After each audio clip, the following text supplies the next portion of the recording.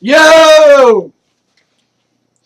Hello, ladies and gentlemen, and welcome to another edition of the Ultimate Confusion Thursday Night Hangout. I, of course, am your host, Charlie, and I am joined once again by the prolific comer himself, and currently devouring his dinner as quickly as possible, Zealeus. But I have taken a 30-second break from devouring my food to say hello to the Wonder Ultra Confusion audience, because some things are more important in life than eating, such as breathing and talking out loud, apparently, to a microphone in front of me.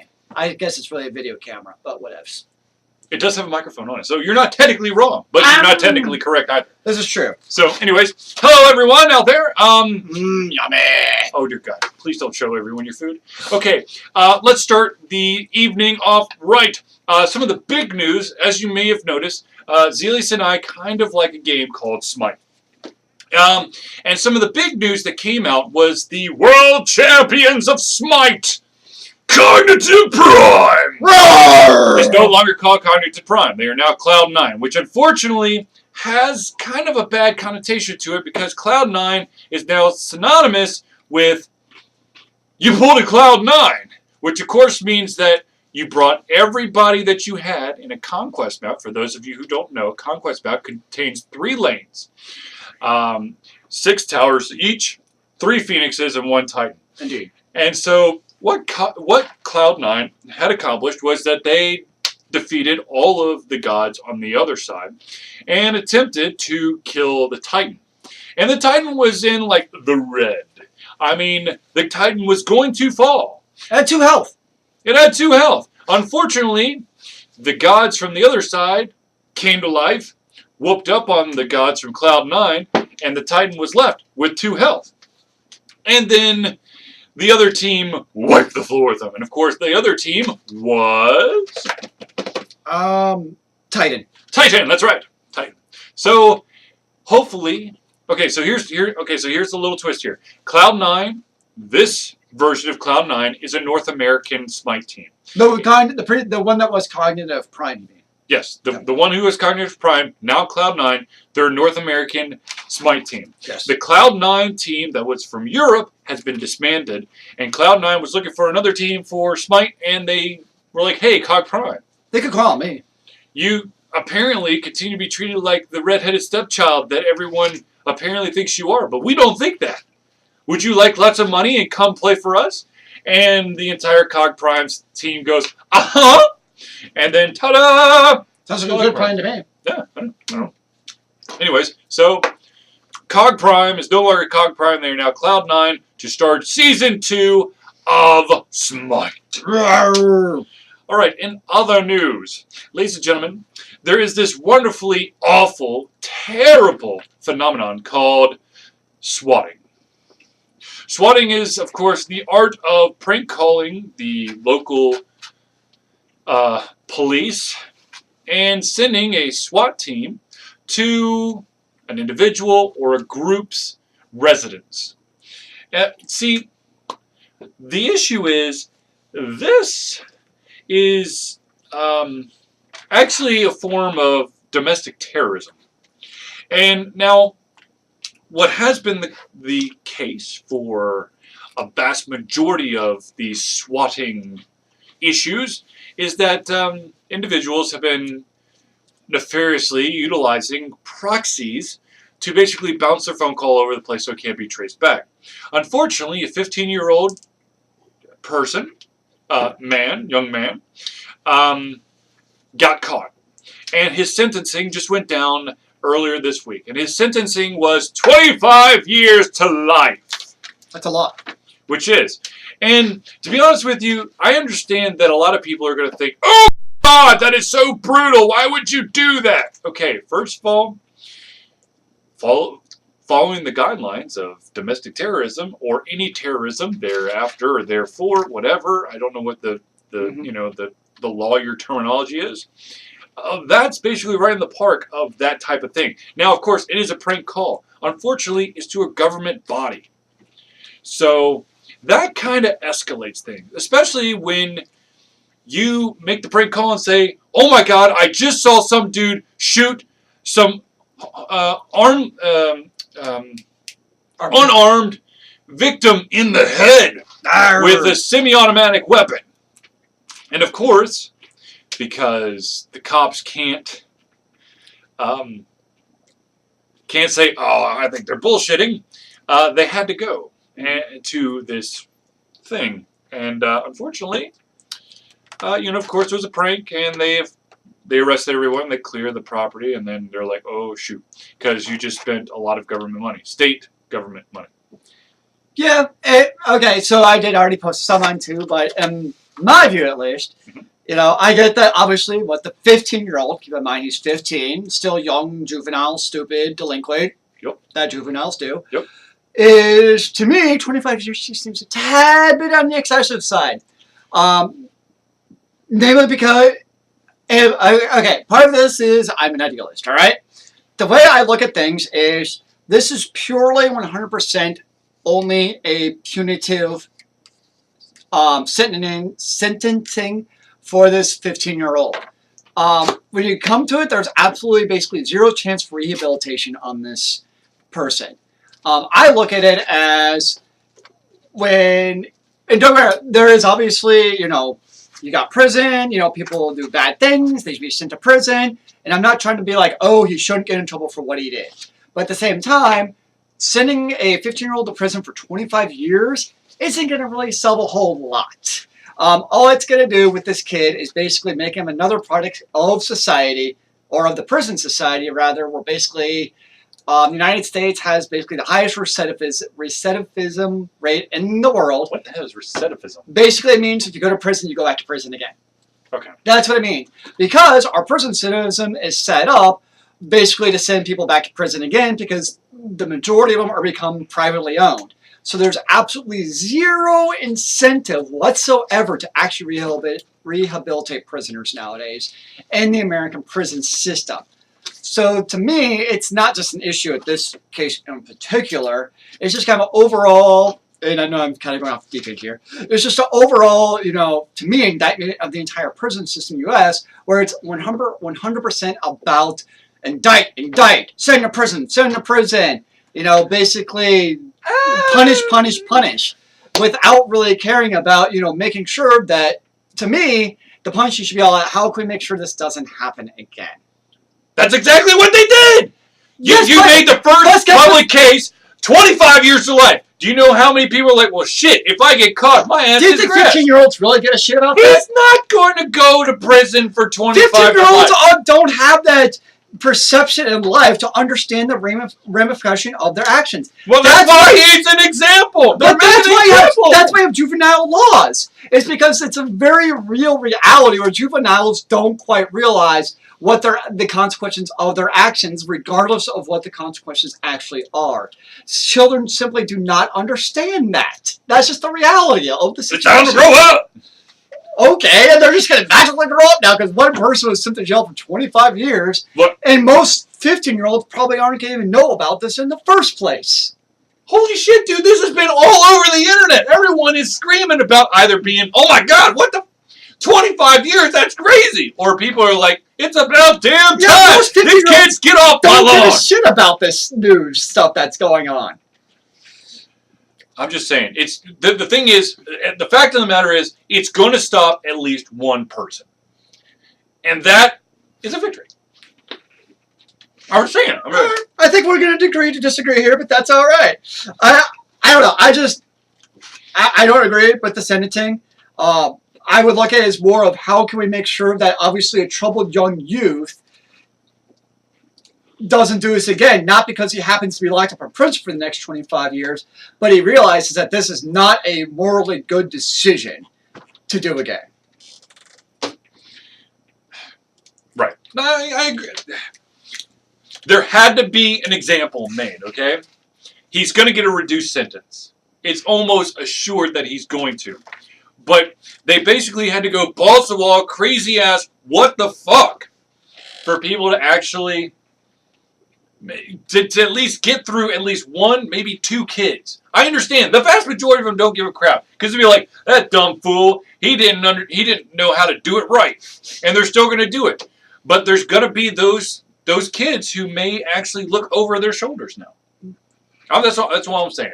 Okay. The next bit of news. There's more news! There's more news! goes on, man. It goes on. All right, so ladies and gentlemen, I would like to bring to your attention something sad. You may know. Wasn't that sad news already? I know, it was very sad. Let's get a little sadder. Okay.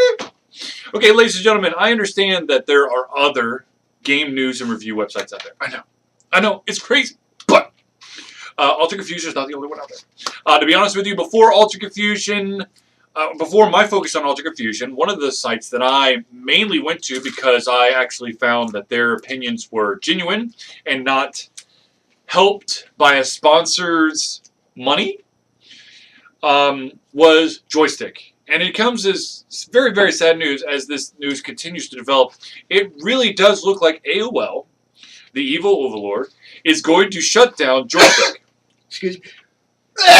Bless you. Damn it, I'm allergic to bacon. No. You're allergic to idiot overlords, a.k.a. AOL. I like the way you think, sir. Thank you. So anyways, it is very sad to hear that Joystick probably will be in its last couple of weeks, maybe last month, before AOL decides to shutter it because they don't understand that Joystick is actually one of those few foundations that has stayed pretty true to actual opinion. It makes you wonder if Joystick had not been taken over by AOL, if Joystick would not, if this conversation would not be happening. You know, what is their financial solvency in the first place? Right. Before AOL came around, and right. Obviously I have no idea, but it's just kind of wondering. But it seems like it happens a lot. I mean, you know, Kotaku's another big one, and they were taken over by Gawker. So it seems, you know, it's not exactly an uncommon trend where sometimes what it seems like is, you know, like with AOL and Gawker, for instance, taking over their respective sites, it's almost like, dude, like I can see like some CEO dude being like, dude, there's this game review website. Let's take them over, man. Let's see what happens.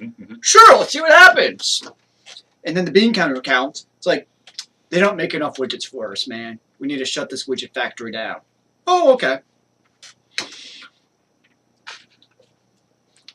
Okay, so let's talk about that. Bigger companies going in and grabbing things like, you know, Joystick was nailed by, was it Time Warner, AOL Time Warner, whatever. It's now AOL. I don't know if there's Time Warner still attached to it. Of course, Gawker got Kotaku or Kotaku or whatever you want to call it. I think Polygon is still flying by themselves. Ars Technica, I'm pretty sure they're still their own. No, they were CNN, but now they've been ripped off of CNN. They're no longer part of the CNN They're website. part of CNN. I never. Oh God, yes. That's how I got to their website. Constantly. Anyways, there's mine. Okay. So, but let's go back in time. Let's talk about a wonderful company that has been shown to be corrupt and actually laid off some of its biggest talent because the talent did not want to be part of the corruption. That is GameSpot. GameSpot, of course, produced something called Gershman Gate, which was the release of an individual by the name of Jeff Gershman. Now, of course, Gershman and crew went on to create Giant Bomb. The ironic thing is, GameSpot, I don't know if it was at the time, but it is now, is owned by CBS Interactive, which like a year or two ago inked a deal to buy Giant Bomb. So Giant Bomb is now working for the evil overlords that caused them to leave in the first place. Huh. But here's the deal. Giant Bomb is brilliant. It's amazing because they don't have to do shit. Giant Bomb is completely held up by the fans. All the information, if you're it's the video game equivalent of Wikipedia, except that it's highly regulated by the monitors to make sure that everything, that there's no chance that somebody could come at them and sue them. Mm-hmm. So if you have, let's say, they don't have information on some developer that you find amazing. And so you basically just take the information of the developer from their personal website and they throw it on Giant Bomb. They will block you because they'll be like, no, we want your interpretation. To me, that seems like total BS. And that's probably why Alter Confusion got its account locked a couple times on Giant Bomb, was because that I actually gave the exact factual information while citing the site that I got it from to fill the information correctly. I don't know. Is that wrong? I mean, the thing is, Giant Bomb could literally say, Miyamoto. Okay, I gotta go slightly smaller because Miyamoto is too big. If someone tried to pull a lie about Miyamoto, people would know. Let's say that there's a developer by the name of, I don't know. I'm just gonna make up a name off the top of my head. I'm gonna go with Scott, and I'm just using random words behind the camera here. Pilgrim. No, not Scott Pilgrim. That would be too easy. Scott, and let's go with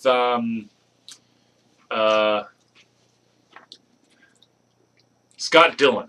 Okay, let's go with Scott Dillon. All right. Scott Dillon is an up and coming developer. He created some masterpiece. Let's say revolutionized mobile gaming. Okay, but he's still small. He's still small fries. So let's say that I want to basically make sure that the information on Giant Bomb is correct about Scott Dillon. And so I basically just take what Scott Dillon has on his website and I paste it in Giant Bomb so that everyone knows, the actual information of his achievements, what he's done, blah, blah, blah, blah. All the while, I'm citing that I got it exactly from Scott Dillon's website. Sounds like Wikipedia. Exactly, but it's for video games. But the difference between Wikipedia and Giant Bomb is Giant Bomb's moderators go, no! No! You have to do an interpretation of the information that you got from him. That's So I could say that Scott Dillon's middle name is Angel. And he loves strawberry syrup. And he got all of his inspirations from light bulbs. I'm just naming stuff around the room. Yes, you are. And of course, everyone will be like, "Oh man, that's awesome! That's great! That's cool! I'll ask him about it the next time I see him." And he'll be like, "What the fuck are you talking about?" What? If when Alter Confusion gives you information on any website if we source something, well, of course, we're going to tell you where we got it from, first of all. And second of all, we're going to give you the actual facts. It's not interpretations, okay? It's not, it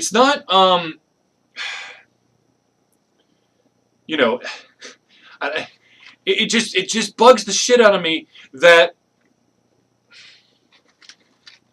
Giant Bomb is so worried. I understand. When you're in a corporate environment, which I have been a part of several times because I've been an employee, one of the many cogs in the mighty machine, you have this CYA philosophy. Of course, for those individuals who don't know what CYA is, cover your ass. I thought it was ankles. No. That would be GYA, and that's grab your ankles because you're getting it up the butt. But that's a total different thing. Then you're really better CYA. Yes. But okay, so here's the deal. I love I'm a fan of several different individuals that are part of the Giant Bomb community. I'm not telling you, the listener, the watcher, the viewer, the gamer, never to go to Giant Bomb. What I'm saying is, do not, for the love of God, just like anything else on the internet, apparently, or the vast majority of the internet, do not take anything that's on Giant Bomb at face value, because it is absolutely 100% open to interpretation to the individual who just wants to get wiki points so that they can edit more. Which, by the way, Alter Confusion has like negative 30 wiki points. You're just ruining my life, man. I'm sorry. I'm sorry. But anyways, if you want factual information about any independently developed game that Alter Confusion has reviewed, you can go to our website and check out our reviews, because we actually, if we have information, like, we found oh, that's the other thing. Okay, I'm sorry. I'm like on a soapbox right now, and I can't stop myself.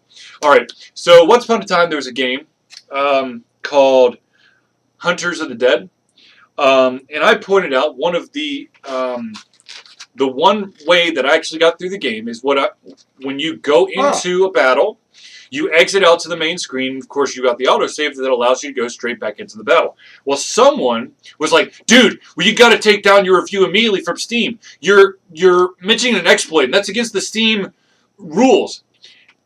Which I gently pointed out This is a review.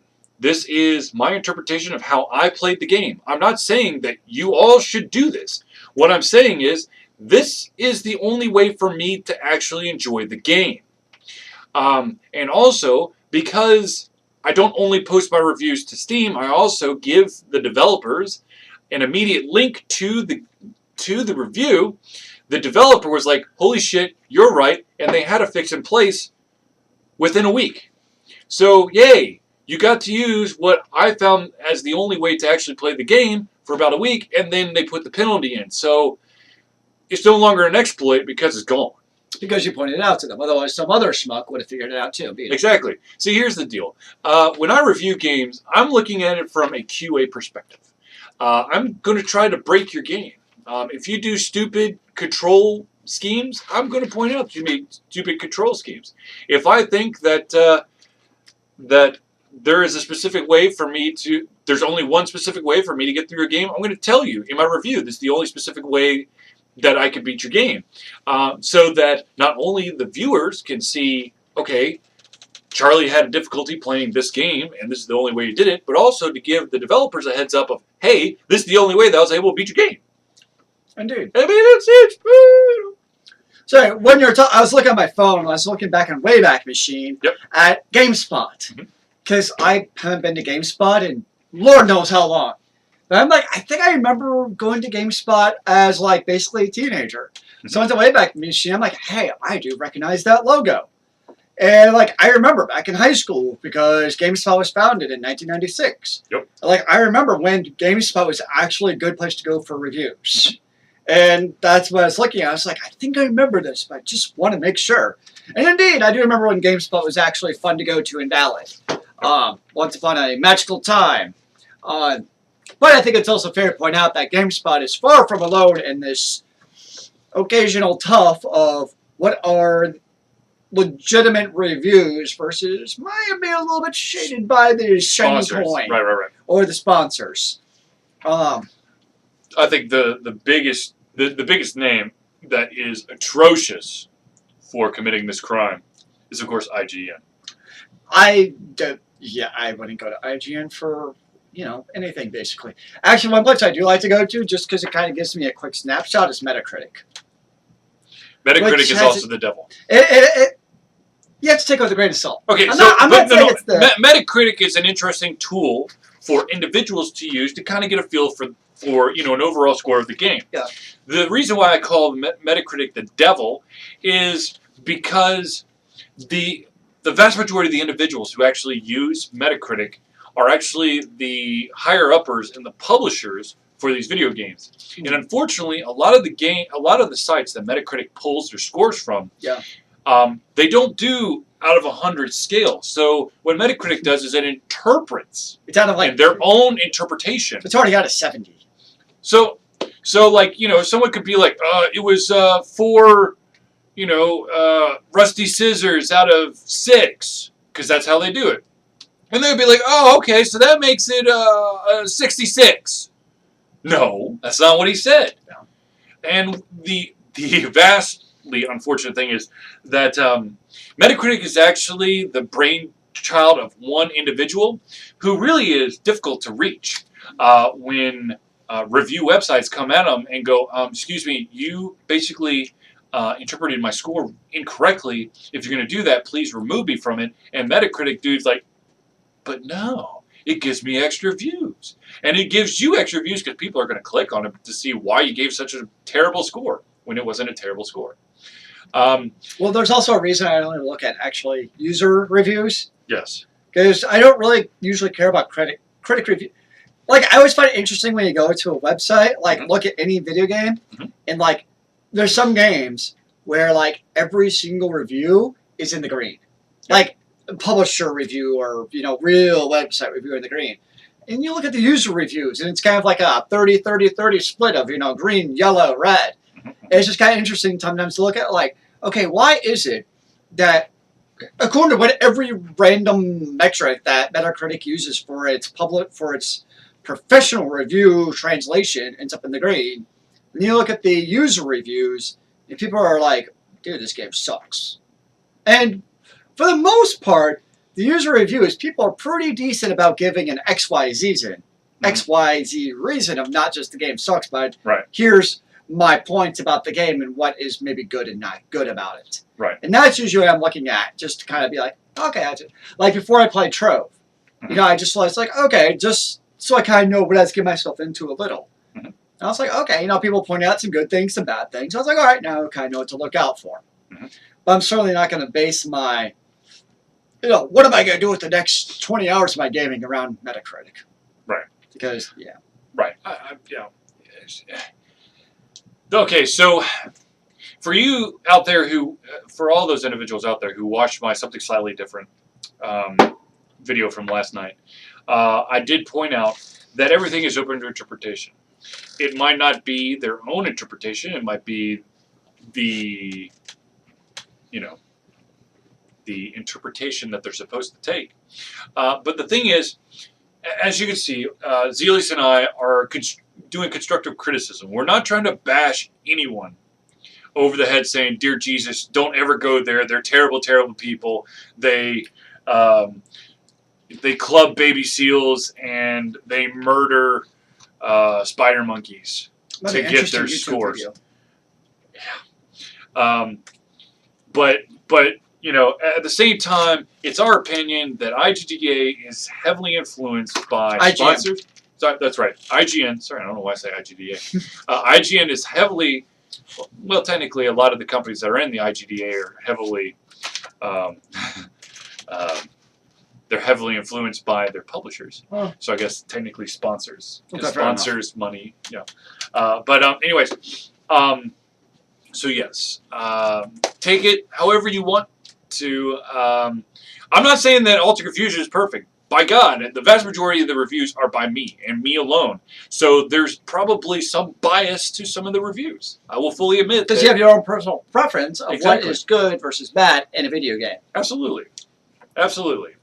Like, I could deal with, you know, toned down graphics. But if you take too much away, I'm going to have a problem. If you do, this is my favorite one, and this pisses me off to no end. If you're going to voice act, okay, the main characters, then voice act the main characters through the whole freaking game. Don't be like, you know, every 1 out of 3 dialogue scenes have it voiced, and the other 2 you've got to read. And those are the more like dialogue intensive sections. Well, you just don't want to pay the reader, man. It's hard work to read text off of a screen. It's the rough part of my life is reading. That's why I wear glasses. That's right. That's why it should all be voice acted for you. So I can take off my glasses. Yes, and you can just listen to the awesome. So what you're saying, I should start sending the bill to developers for my glasses subscription so I can continue to read their text. Absolutely. I like the way you think. Yeah, yeah. They're the reason why you can't enjoy as many games as you want to. Because you have to read, and reading stresses you out. It does. I know for a fact that Zealeus stresses out because he has to read too much. Look at me. This is me stressing. Yeah, I know. It's terrible. Oh my God. Anyways, but so yes, we're not. Alter Reviews is not perfect. There is no perfect review out there, but I hope that you enjoy our reviews and you find something good about them. Speaking of reviews, Zealeus, I hate to do this to you, but you're gonna have to write a review for me because I can't actually get anywhere in a game that you got a little bit into. That, of course, is Gunslakes 2 for the Ouya. So Zealeus is going to be writing that review for you. Go me! Yay! Yeah, I seriously suck at that game. Like, oh my God, I suck. Yeah, it's a hard game. It's like Contra, but harder. Yeah. Yeah, it was easy to die. I destroyed 1 tower, and then I died. And then I died in the tower. And then I destroyed the tower, and then I died. That's impressive, yo. I know. I thought you were like Rambo, man. That's a good Rambo game. It is. Oh, speaking of which, you can actually run out of ammo. I know. I figured that out. Yeah. I don't think you're paying attention at the time, but I definitely figured out how to run out of ammo. Yeah, I had to start stabbing people with a knife, and I was like, and I'm dead. Okay, you know what's the bullshit about that game? What's that? It's those damn bouncy bullets.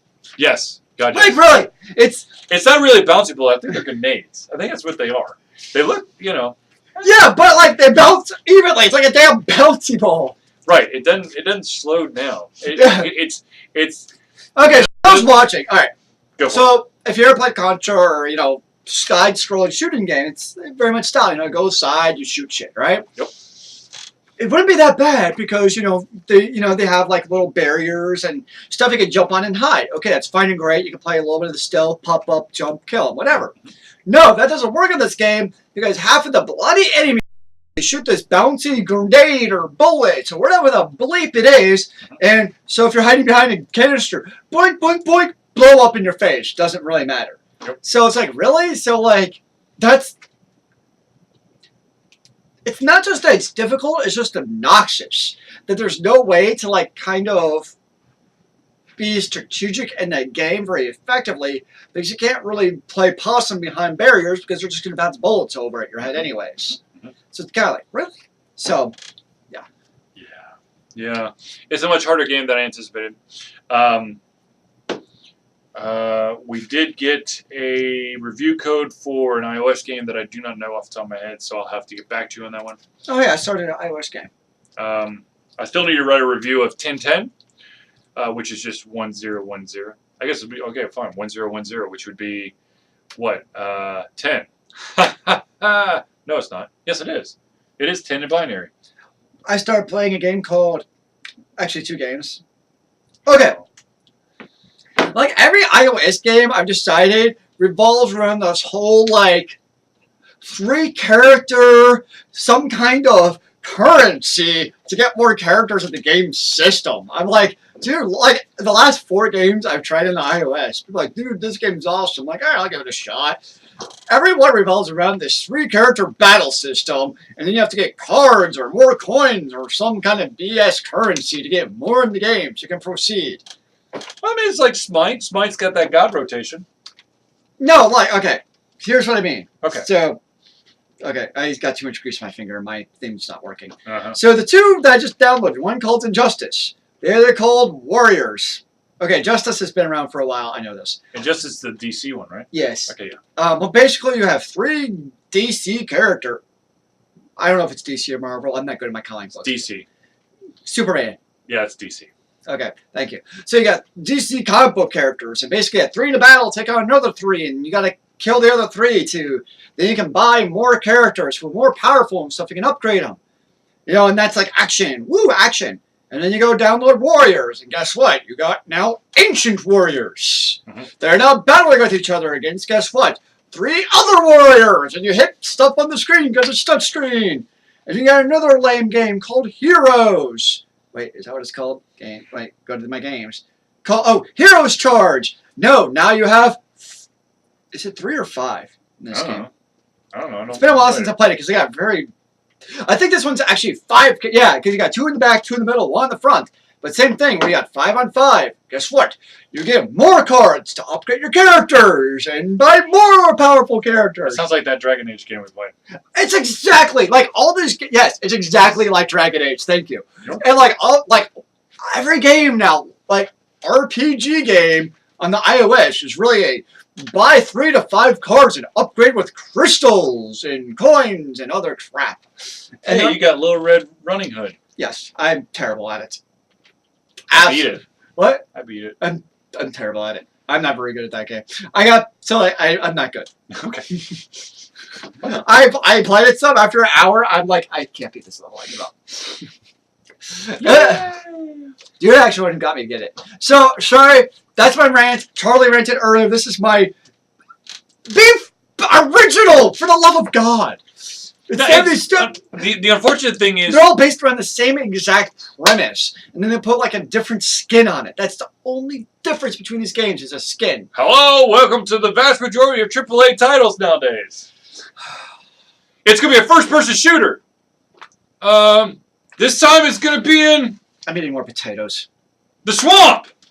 Next time it'll be in the moon.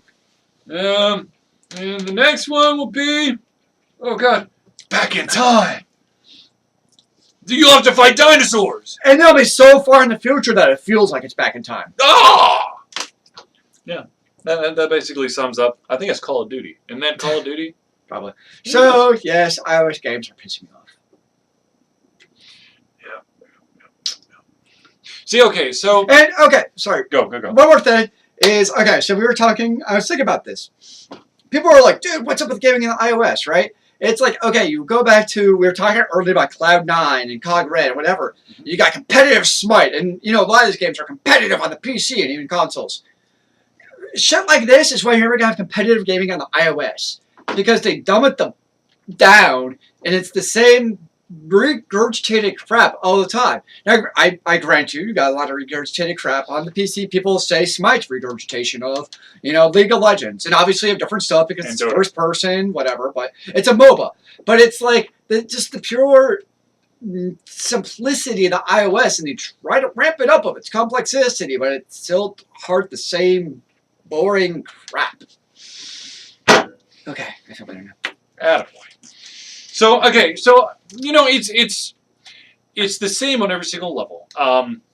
The unfortunate thing about the vast majority of the mobile stores is that there is no true system to keep the good stuff up high and the crap down low. So what happens is a game breaks out, has this phenomenal new, oh my god, I've never seen this before strategy for either milking iOS gamers dry of all their money, or perhaps something that's so simple that, you know, bajillions of people download the game. And then it gets cloned until everyone's like, oh my god, I cannot stand this game anymore. That's the unfortunate thing. You know what I think they do too is, I think what you see a lot of is, instead of building the game ground up from like, what makes an awesome game, and then later figuring out how can you monetize it, these games seem to be like, okay, how can we monetize a video game? Now let's make a game around that. Well, right. A lot. The unfortunate thing of the matter is, a lot of people, there is a shift. If you are not a AAA title that for a recognized franchise, or you're going mobile, the vast majority of the time, your best move is probably to go free to play with microtransactions. The unfortunate thing is, in Zealeus, in my opinion, is that the individuals who do this route go in with the mindset of, okay, here's all the microtransactions that we, you know, let's do armor, let's do swords, let's do characters, portraits, skins for armor. Okay, now let's make a game. And unfortunately, with that mindset, it's my best analogy for it is there's a game on the iOS called Scurvy Scallywags. Mm-hmm. It is you know, a clone of like Puzzle Quest or any Match 3 or more game where you're moving, you know, swapping spots with pieces to make matches, and it does have a microtransaction component to it. But the thing is that there's actually a lot of story to it, because you're basically putting on a play that deals with pirates, and you're trying to get, I think it's like pirate treasure or something. Some specific type of treasure. And then they're like, okay, now here's the game. What would happen if we did this? Could we, you know, if we gave them this bonus, would it be okay? Or would we be falling into the trap of, and this is one really quick way to at least get me and probably Zealeus to never play your game again, pay to win. Mm-hmm. If you do that, I will never come back. Yeah. Because if you give something for free, you should be able to play as close to a paying person as possible. Now, a lot of MMOs have gone free to play. Case in point, Elder Scrolls Online just did it. Yep. But they do have a subscription service, and that subscription service, of course, gives you this in-game currency to help you buy, you know, special-looking items to basically let your character stand out. It's not going to make you. It's not like, you know, you could barely beat a goblin 1 minute. You start paying your subscription, the next minute you're killing dragons in one hit. It's not like that. And that is the type of microtransaction system that is the smart thing, because you're retaining you're retaining your entire audience. Yes, I understand. You want all your audience to pay money, but that's only part of the thing. If you have the longer you can retain those people who are playing for free, the greater the chance that you're actually going to flip them. If you immediately, put in this feature that basically is pay to win, you're going to lose any individual who could be like 90% of the way there, because all of a sudden they're like, well, screw this shit. I don't want to do that. Well, it's like, what's that? I was trying to find it in the App Store, but what's that iOS game that's being advertised like nonstop? Something of Fire, War of Fire, or something. Yeah. The one with the chick with the big boobs bouncing. Yes, that I think it's War of Fire. War of Fire. It's like, if you read about the game, it's purely a pay-to-win game. Of course it is. It's just kind of interesting. Like, the most advertised, basically, video game right now that we see is 100% pay-to-win. I mean, that's what we have right now. It's the most advertised video game is pay-to-win. Yep. And it's kind of like, damn it, really? Right. And that's unfortunate to me. Yes, it is Because absolutely. it's kind of like, man, because who knows? Maybe a game might try out otherwise, but it's pay-to-win, so it's kind of like, probably not. Right. I agree. I'll in all honesty, when I saw Kate Upton playing the part of Athena, for those of you who didn't know that she was actually playing a part, and were mesmerized by her two ladies, I thought it was interesting, but I never got quite to the point where I wanted to check out the game. I'm going to be totally honest with you, because I don't want a city build on a mobile device. To me, that has to be the PC. But it's also a PvP city builder, and that's where the pay-to-win issue is. Oh, absolutely. Right. Well, it's basically a direct combatant against, what the hell is that? Clash of Clans. Clash of Clans. Yep, I played Clash of Clans a little bit. I got coworkers who still play that all day. Yeah, I had a buddy back in Minnesota who played it a lot. And he never paid a cent, but he got pretty damn far. I don't know. I should check if he still plays it today, actually. I know he played it a lot. But he also had a very good clan to help him out. Right. But apparently, I guess in War of Fire, like, you get so OP just by paying that free-to-play can never even compete with paid. It's just the reality. Right. But I don't plan on playing it, so yeah. And my iPhone has gotten to that age where some of the games are no longer viable options for my iPhone. That is sad. I know. The games I've actually probably played most in the iOS and the Android are actually the paid. Like, I'm talking like the $3 games. Right. Because it's like you just pay the $2 or $3 and then you're in the game. You don't have to worry about any of this other stuff. Right. Well, I mean, that's another thing. I mean, that's one of the beauties of like the Ouya or any Android. Vast majority of the Android devices or the Apple devices is that you have bite-sized games at bite-sized prices. Yep. Now, of course, you have those crazy mofos like Sega, who decided to put Sonic the Hedgehog 4, Chapter 1, which is half the game, on the Ouya for like $16. And then the other half for the other $16. So it's $32. So that, to me, is like, what the... No. So here's the other thing I've seen is, microtransactions, and you think about it in video games, where it's also let its way into, which drives us absolutely nuts, is the Chrome store in education. And here's what I mean. It's kind of like the iOS is, the free games, which actually I think they now call Get, because free games are usually free to play, which means microtransactions, so they now say Get or something, but whatever. Is you don't quite know what you're getting into and you actually get into it in terms of what you actually purchase in-game to really compete. Right. We're finding the same thing a lot with the Chrome store for education apps. Is they're all like free apps for all your kids. But the second you get into that application, well, it's not really free if you're actually going to use it for education. It might be free if you have like one kid who's your own because you're a single parent with one kid. But any more than that, you have to start paying money. So we're seeing a lot of the education is kind of that same idea of trying to hook them in with a little bit, and it's a little bit different business model, but it's still that same idea where you advertise free, but it's really not free if you're actually going to use it. Okay, so this is actually a concept that has started to appear in not only games but applications and tools. These are education. Yeah, these are all education apps I'm talking about. No, that's what I'm saying. Yeah. But this you either pay per seat. Mm-hmm. So let's say that you buy this education game. You buy it for your son. And the son really likes it. And let's say that not only do you have a son, but you also have a daughter. And the daughter wants to play, but the daughter wants to have her own user. That, of course, is extra money. That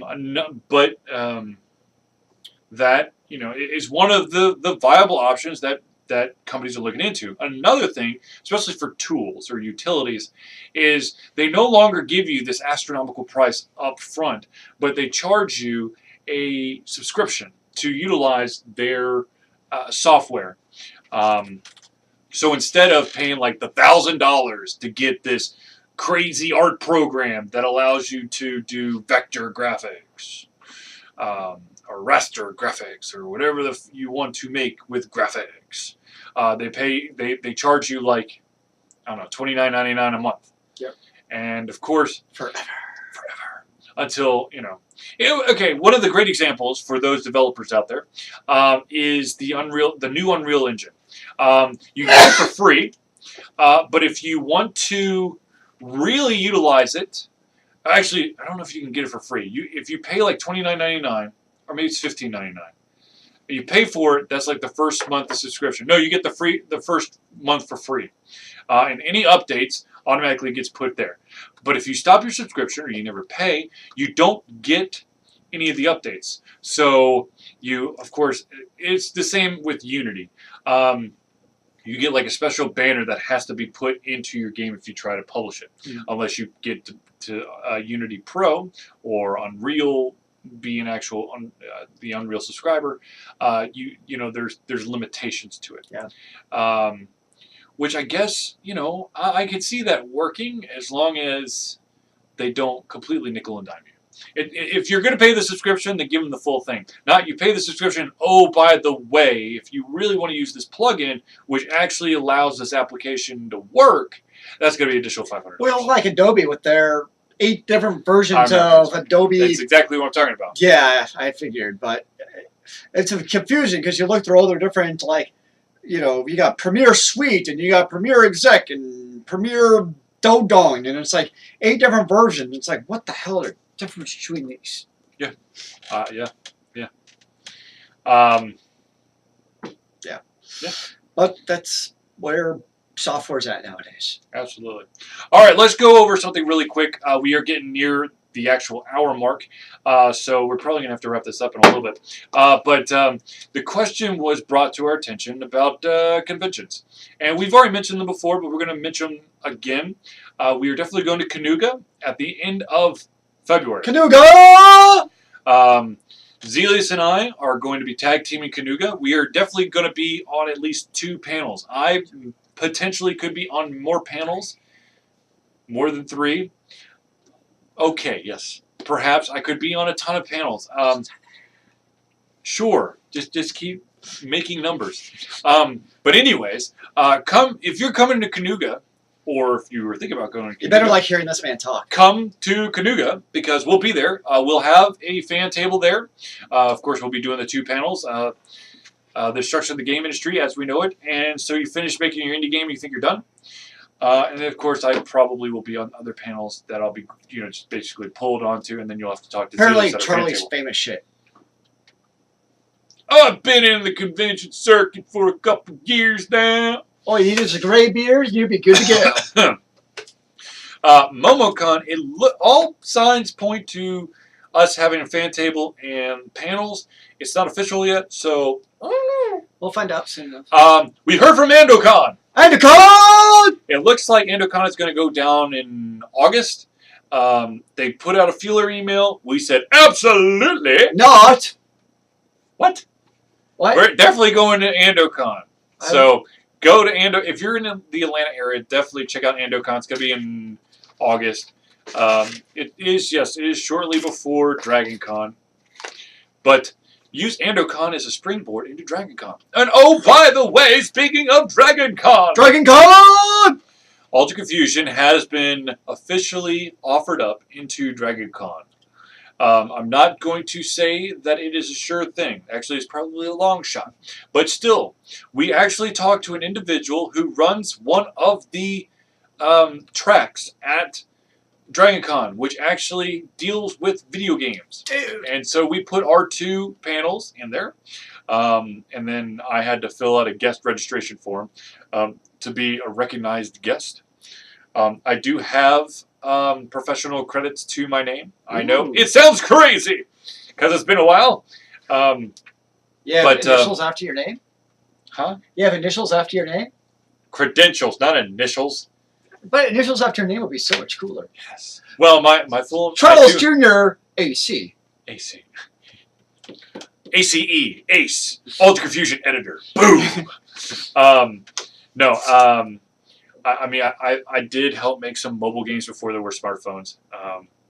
I have, well, not professionally, but Zealeus and I were part of a team that created a pencil and paper RPG that was never officially released into the public and has since basically gone back into the incubator stage. It's an super alpha. Super alpha. It's a vaporware alpha. No. We can actually show people Crystals of Prime. It's not vaporware because we can actually show them instead of, this is a video of what might be, what could be a potential game that we were thinking about in the near future that could be released in the future. Dude. Indeed. Someone has just rung my doorbell. It was not me. I know. I don't know who rang a doorbell. It was me, dude. I'm busy down here. I'm not the Flash. No. That'd be kind of cool if I was. Okay, let's see here. Siege, probably, most definitely. I wonder if you're the Flash, could you give like 2 talks at once? Like, will you be fast enough to go between both panels running to actually give a talk? Like, in between like each word I speak, could you make it back, speak another word in the other panel and make it back? I don't think so. I don't think... How fast is the Flash? I don't know. I think we need to find this out. Is the fact... Oh, actually, you know what this would be perfect for? What? You know how XKCD does like those random physics questions? Mm-hmm. This would be perfect for I can like picture his name, but I can't think of it. The guy who runs it. Oh, I can't remember. That's gonna drive me nuts now. The guy who runs it, but he does like these crazy ass physics questions, but he answers it with like real physics. This would be perfect. I think. Okay, the Flash can at least go the speed of sound, right? I would assume so. Yes. So, the Flash. Maybe it depends how close the fruit. Okay, here's a question: does the Flash's mouth move as fast as he can move? But if it did, but can he move his arm like as fast as? Oh yeah, because he's got a But like when he's not doing the chug-a-lugga thing. Okay, so but here's my issue though. Even if he could go between 2 panels at once, right? He would have to be able to spit out the words. If he's doing, he would have to split his mind because it'd have to be word, first syllable, second syllable, second syllable, something like that. Yeah, that's true. Because he couldn't stop. If he stopped, he'd go too slow. Huh. Otherwise, it would be like this, and this, and this, which would make for a really boring talk. But it's Flash, man. People want to go see the Flash. You know that there's going to be some douchebag in the hallway who's going to set up a tripwire after like the 5th word he said. And then the Flash would be gone. That's the secret plan. Or would the fact that the Flash is going so fast would literally rip the dude's arm off who's holding the tripwire? I'm pretty sure because you figure velocity, force equals mass times velocity. Yep. And if you figure the velocity of which he's going, the force must be such that the cord will just snap right in half. Unless it's like made of kryptonite. I'm thinking adamantium. adamantium drip. Now we are okay. Kryptonite, yes, that's the correct universe. Adamantium, not so much. That's Marvel. You're the one who said adamantium, not me. Yo. I know. As soon as I said it, I'm like, shit. That's Wolverine. That's Marvel. That's Marvel. We can steal from other universes. I'm fine with that. Titanium. Could the Flash run fast enough to break through titanium? Well, okay. What? Because if I have a titanium wedding ring, if I were to break this finger and they have to get the titanium ring off to cut down the swelling, they literally would have to take my finger off because they can't cut through titanium. Well, I do have a titanium ring, yo. That's kind of sketchy. That's because I do a lot. I knock my ring all over the place. If it was gold, it would have been completely dismantled. Well, I hope you don't lose your finger, yo. I'd feel really bad. I know. It would severely inhibit your pro gaming aspirations. Good thing it's only your left hand, not your right hand. I'm left-handed. Yeah. Right. The right hand is for the mouse. That's what matters. But still, that's my. You can pinky. Key, right? Yeah, your pinky would take its place. No, it's my duck key. What shit? Key. Your pinky would substitute. Oh God, no, I don't think I could be fast enough with that. You get it retouched, you'll be fine. Whatever. All right. Anyways, what the hell? Where did we go? I don't even know at this point. Okay, ladies and gentlemen, thank you for tuning into the Alter Confusion Thursday Night Hangout. For myself and Zealeus, it has been a pleasure to give you all the craziness that is coming out of our brains tonight. And of course, this